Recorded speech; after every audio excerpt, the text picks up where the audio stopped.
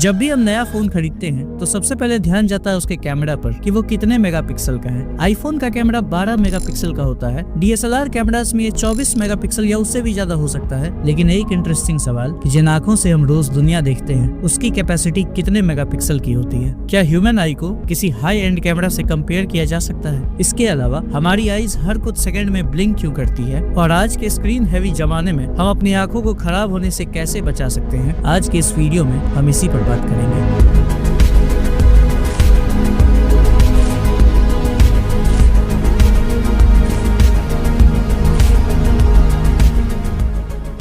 सबसे पहले समझते हैं कि ये मेगापिक्सल होता क्या है। 1 मेगापिक्सल मतलब 10 लाख पिक्सल्स होते हैं। पिक्सल एक छोटी सी कलर डॉट होती है जो मिलके इमेज बनाती है। जितने ज्यादा पिक्सल्स उतनी ज्यादा क्लैरिटी। हालांकि एक अच्छे फोटो में सिर्फ पिक्सल का ही काम नहीं होता है, उसके लिए लाइट सेंसर, फोन का प्रोसेसिंग पावर भी अच्छा होना चाहिए। इसीलिए आईफोन के 12 मेगापिक्सल के कैमरास काफी चाइनीज फोन्स के 108 मेगापिक्सल कैमरास पर भारी हैं। पर फिर भी इमेज की डिटेलिंग में पिक्सल्स बहुत इंपॉर्टेंट होते हैं। लेकिन इस कंपैरिजन में ह्यूमन आई कहाँ आती है? इस पर एक्सपर्ट्स का कहना है कि अगर ह्यूमन आई को एक कैमरा मान लो तो उसकी रिजोल्यूशन अप्रॉक्स 576 मेगापिक्सल्स के बराबर होती है। ये अब तक बने हर लेंस से बेटर है। पर हमारी आईज कैमरा की तरह एक जगह फिक्स होकर फोटो नहीं लेती, बल्कि ये मूव करती रहती है, स्कैन करती है और ब्रेन उस इमेज को रियल टाइम में स्टिच करता है। हर सेकंड एक न्यू एचडी फ्रेम। इसीलिए ह्यूमन आई एक कैमरा से ज्यादा डायनामिक और इंटेलिजेंट है। पर अगर सारे एनिमल्स में बात करें तो ईगल की आई सबसे शार्प होती है।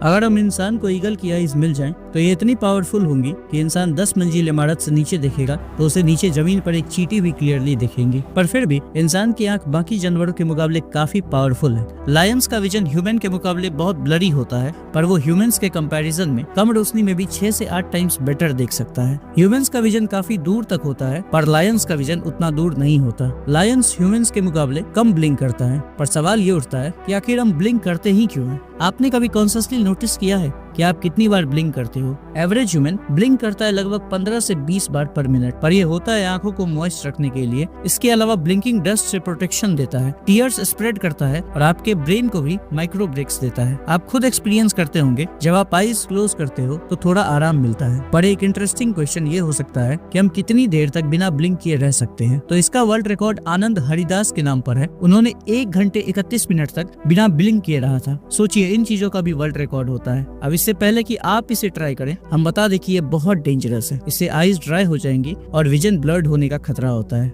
इससे आईज पर स्ट्रेन भी बहुत बढ़ जाता है।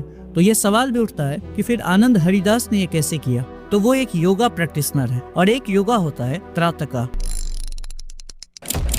जिसमें किसी एक सिंगल पॉइंट को लंबे समय तक देखा जाता है। आनंद हरिदास को इस योगिक मेथड में एक्सपर्टीज है, पर आप इसे ट्राई मत करना, वरना आपका हाल कुछ ऐसा भी हो सकता है।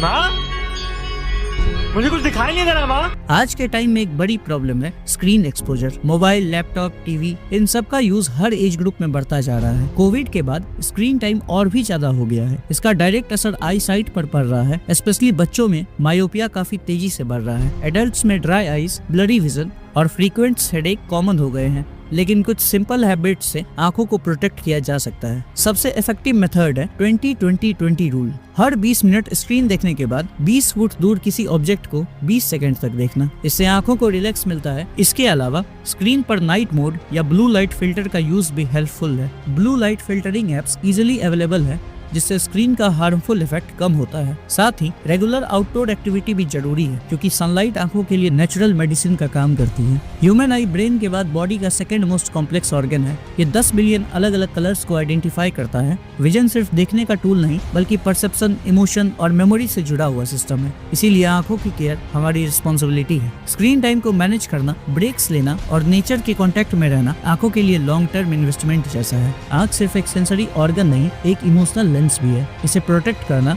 हम सबका फर्ज है। तो थोड़ा स्क्रीन से दूर रहिए, नेचर के पास जाइए और आंखों को वो रिस्पेक्ट दीजिए जो वो डिजर्व करती है। उम्मीद करते हैं ये वीडियो आपके लिए वैल्यूएबल रहा होगा। अब अपनी आंखों को थोड़ा ब्रेक दीजिए और जब लौट कर आए तो मेरी दूसरी वीडियोस जरूर एक्सप्लोर करिए। धन्यवाद।